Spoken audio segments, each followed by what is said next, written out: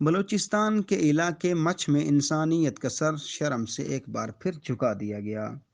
ہزارہ برادری سے تعلق رکھنے والے کارکنوں کو فرقہ وارانہ بنیادوں پر انتہائی بے دردی سے قتل کر دیا گیا۔ بلوچستان میں گزشتہ چند سالوں سے ہزارہ برادری کا قتل عام کیا جا رہا ہے۔ اس قتل عام میں کچھ وقفہ آیا، لیکن ملک دشمن قوتوں نے ایک بار پھر بے گناہ مزدوروں کو موت کے گھاٹ اتار کر بلوچستان کے امن کو سبوتاژ کرنے کی ناکام کوشش کی ہے۔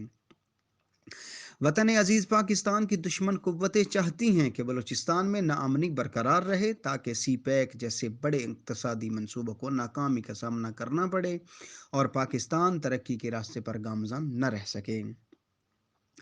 ہمارے ازلی دشمن بھارت نے قیام پاکستان کے ساتھ ہی ہمارے خلاف سازشیں شروع کر دی تھیں تاکہ وطن عزیز مشکلات کا شکار رہے اور دیگر ہمسائے ممالک کی طرح بھارت کے زیر اثر رہے اور خود وہ اس خطے کا چودھری بن جائے۔ لیکن پاکستان نے بھی ہر محاذ پر دشمن کو ترکی بترکی جواب دیا ہے اور اس سے ڈرنے کے بجائے اس کی آنکھوں میں آنکھیں ڈال کر بات کی ہے۔ پاکستان میں بھارتی دہشت گردی کی بڑی مثال انڈین جاسوس کلبھوشن یادیو کا بلوچستان میں پکڑا جانا اور اپنے تمام جرائم کا اعتراف کرنا ہے۔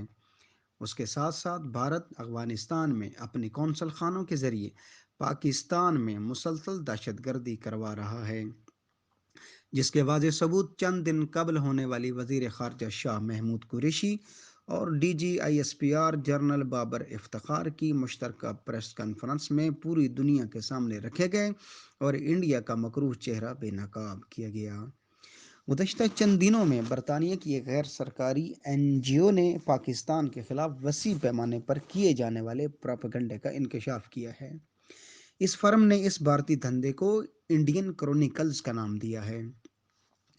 اس رپورٹ میں دی گئی تفصیلات کے مطابق انڈیا سال 2005 سے وطن عزیز کو بدنام کرنے کی مہم چلا رہا ہے۔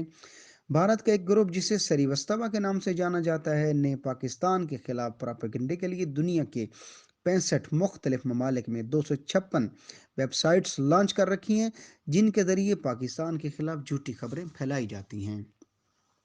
قومی سلامتی کے ادارے عرصہ دراز سے اس پروپیگنڈے اور دہشت گردی کا مقابلہ کر رہے ہیں اور اپنی جانوں کا نذرانہ پیش کر رہے ہیں، تاہم دشمن اندرونی اور بیرونی عناصر کی مدد سے اپنے مذموم عزائم جاری رکھے ہوئے ہے۔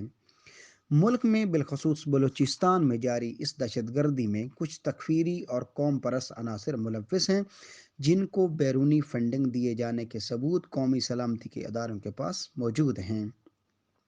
ان دہشت گرد گروہوں کو افغانستان میں موجود انڈین قونصل خانے باقاعدہ تربیت بھی دیتے ہیں اور دہشت گردانہ کارروائیوں کے بعد انہیں تحفظ بھی فراہم کیا جاتا ہے۔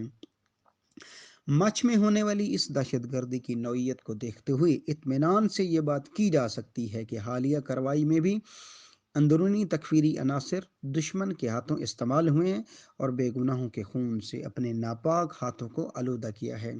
لہٰذا ان حالات میں جب دشمن پاک سرزمین کو مسلسل ناامن رکھنے کی کوشش کر رہا ہے، ایسے نازک وقت میں اپوزیشن جماعتوں کو چاہیے کہ حکومت اور پاک فوج کے ہاتھ مضبوط کریں تاکہ ملک سے دہشت گردی کے ناسور کو جڑ سے اکھاڑ پھینکا جا سکے۔